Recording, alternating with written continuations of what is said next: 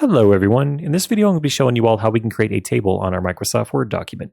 So if you haven't created a table before, just come over to your document where you want to place the table. So for us, it's going to be down here underneath the applicant word. And we're going to go over here to insert on our ribbon, come over here to table, and then we'll hit the little arrow for the drop down on our table. And then first thing that we're going to do is we're going to decide how many columns do we want.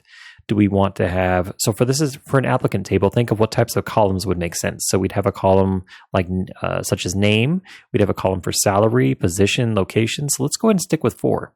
Now we need to decide how many rows are we going to have. So think of each row as an entry. So if you're adding in 10 people, then you'd want to have 11 different rows because the first row is going to be taken up by the different columns, the column headers, and then below that, each one of those would be an entry. So for us, let's just say that we have 3 different folks that we're going to add in here to the applicant table. So we have 4 rows altogether, but this first row will be taken up by our headers. So let's put in the headers here. So we have name, we'll hit tab. Now we could put in location, hit tab, position, hit tab, salary, hit tab. So if you go down, if you're looking from top to bottom or vertically, these are the columns. And then if you look horizontally, these are the rows. So even though this doesn't necessarily make sense because it's just a bunch of headers, this is still considered a row. And each one of these individual boxes is called a cell. So just keep that verbiage in mind because that's how I'm going to be talking about them in the video. So we're going to now fill out the section here, or each one of these cells with the data. So we'll put Chris for the name. I'll just abbreviate the state. So we'll do California. Chris is a CPA.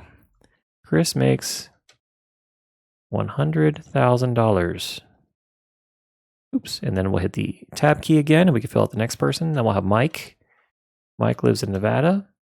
Mike is an analyst. Mike makes $100,000 as well. I keep hitting enter. You got to hit tab. And the next person that we'll do is we'll just do, who should we put here? Jordan. And Jordan lives in, let's say, Texas. And Jordan he's an HR. He's an HR analyst. And Jordan makes $120,000 a year. Jordan's making big money. So now we have our table in place. This is great, right? So this is getting us started. So we have our, let's actually go ahead and, because you want to make sure that your headers actually stand out a bit. So what we did is we just highlighted this whole top row and then I just did Control B to make it stand out a bit more. In the videos following this, I'll show you how we can actually add in additional rows. We can add in additional columns. I'll show you how we can format our table and make it all pretty. So stay tuned for those videos and hope you guys got something from this one.